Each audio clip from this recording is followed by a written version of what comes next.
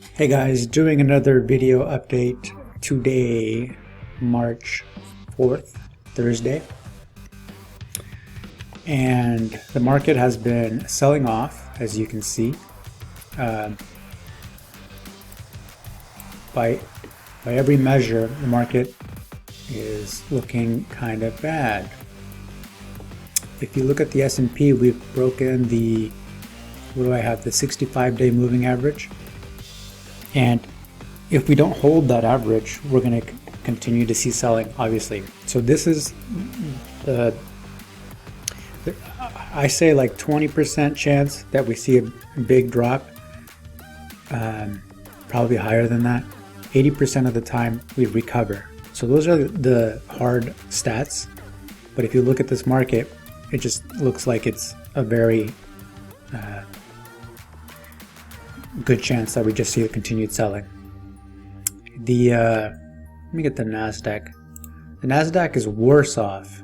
It's already past that 65-day moving average, and it's headed to, I have a 150 and a 200. If we get below the 200, I mean, we're going to be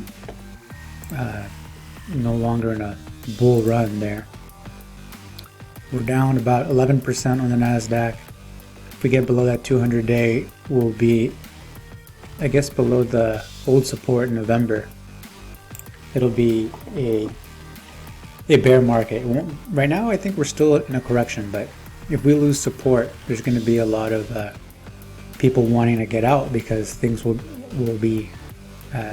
have changed. And then the Russell and the Dow have not gone down as much. They're on the other side of that 65-day moving average.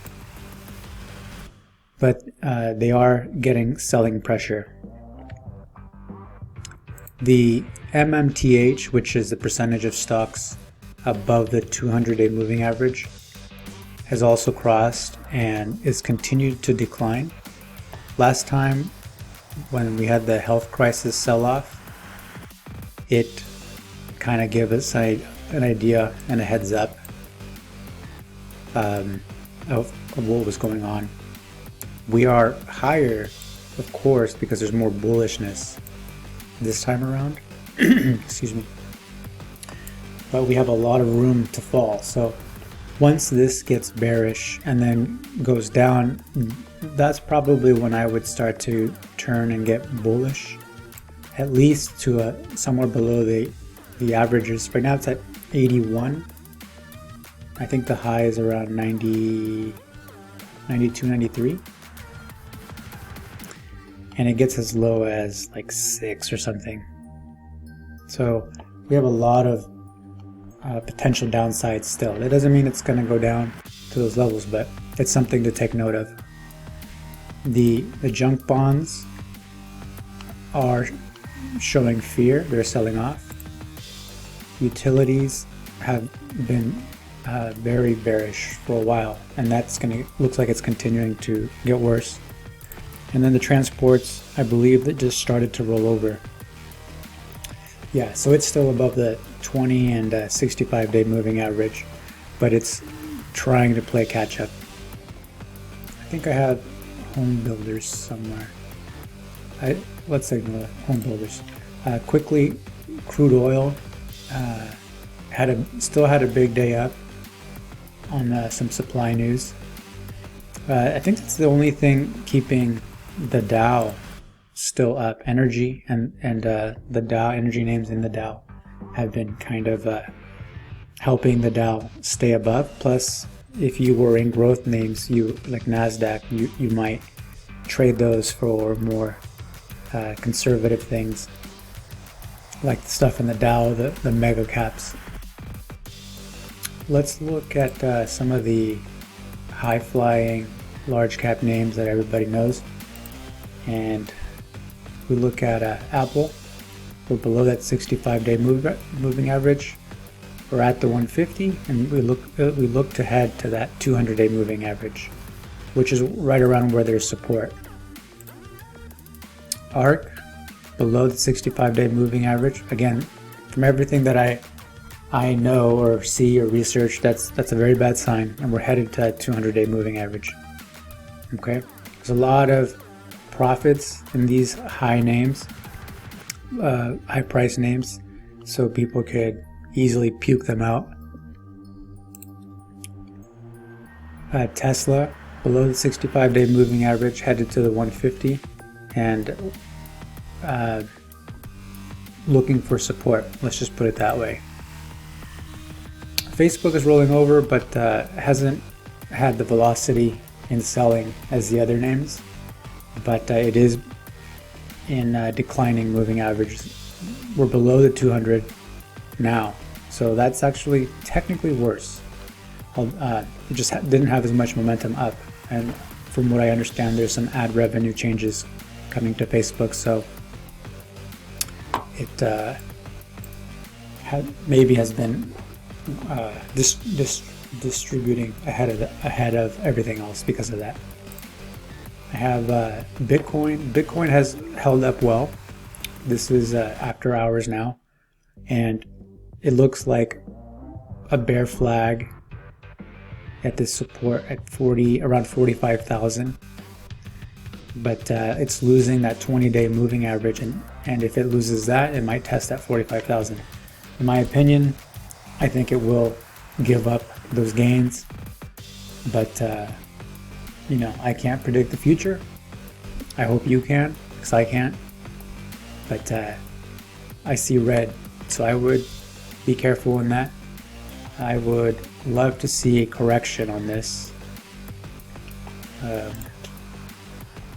It's come from at least 4,000 to 58,000, so that's what is that? Almost 50, like 13 times, 12 times? No, like 14 times. 1,400%. You don't think they'll be selling on that? So that's the look in the market. Let me see VIX. VIX, if you think about how much selling we're having and how far we are, VIX is still behaving. So the panic selling has not even kicked in yet, which is concerning. Treasuries, you would think if there was panic, investors would run into treasuries, but they're not. I think once the treasuries start to show signs of buying above 145, that's when it would look like investors are buying treasuries, and maybe I would trade like a call option on that, because if there is a sell-off, those treasuries eventually will be a place to hide out, and that's usually what happens if it's a true recession sell-off type of bear market. And then I'll look home builders at the 65-day moving average. Some buying at the end, so we'll see if that can hold. And then let's look at maybe UUP. Buying in the UUP. Okay. Let's look at the dollar futures. If this market continues to sell off, it would be with strong dollar, strong VIX, and everything. Every like transports down, utilities down, junk bonds down. So I would watch out for that. Crypto going down. Treasuries could go either way, but I would eventually expect treasuries to start to see a bid. So those are the things that I'm looking at, but this looking at the 65 and 20 moving averages as guides has been working out well. I also like to look at the weekly bars with the same moving averages, and the 20 or 25 day moving average combined with the 65-day moving average has been very useful. If you look at that on the weekly, that 20-day moving average is the line in the sand as far as which way we're going or where we're headed. Let me go back to the futures and then I'll wrap it up. the weekly on the NASDAQ, we're down almost 1% on these guys already right now in overnight. This is a new session. So if you look at the weekly, on the weekly, the first warning sign is what we're at right now, which is that 20 period moving average. Do I have the 20 or do I have the 25? Okay, I have the 25. So it's a 25 week moving average. 20 or 25 work. It ends up being like a 250 day moving average.